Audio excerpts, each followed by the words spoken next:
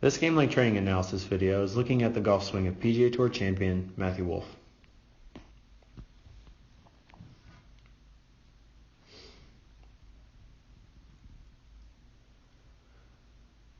So as we watch this golf swing, it'd be very easy to get caught up in certain positions, but I want to talk about it more in the context of emotion to better understand why it functions so well. So the first thing we need to understand is that growing up, Matthew was a baseball player, and he was quite a good one at that.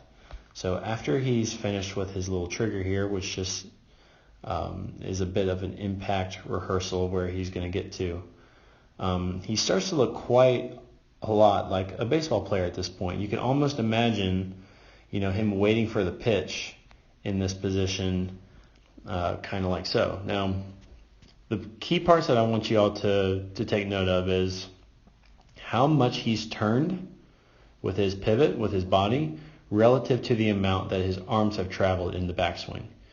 Now, this is similar to a baseball swing, but it can also be very useful for golf because it gives you not only time, but room to create dynamic stretches in the downswing.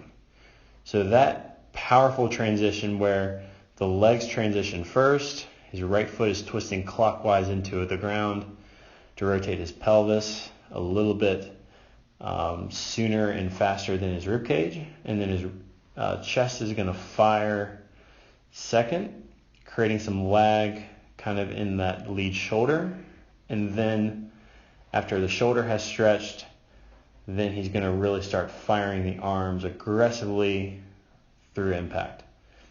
So in essence, it's a bent over baseball swing, what he's making here. Now, continuing to relate it to baseball, the other thing I want you to take note of is his right arm mechanics. So assuming he's a right-handed thrower, I want you to imagine that he's got a baseball in his right hand. So maybe he's playing shortstop or second base and he's picking up the ball.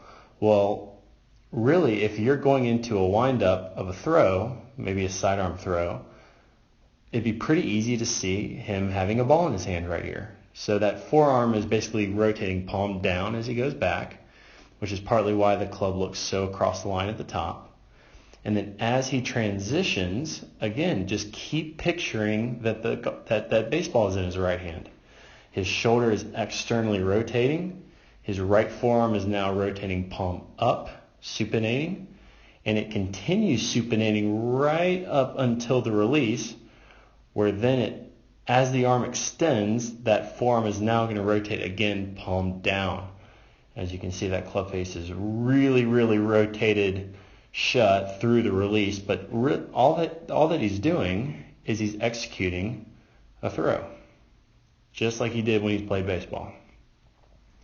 Now, the big difference between baseball and golf is when you swing a baseball bat, you don't have a club face to manage. So if we look at what he does to manage the club face, the first thing that we're going to notice is that he has quite a weak grip. So the alignment of his hands on the club are more of an open face bias alignment. Now again, looking at a baseball swing, you'd think that the face would really be opening up here.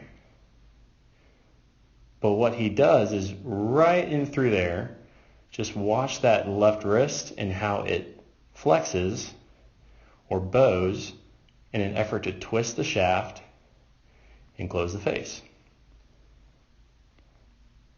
So basically what Matthew and his coach George Gankis have done is they've done an incredible job of allowing him to still make his baseball swing while managing the club face.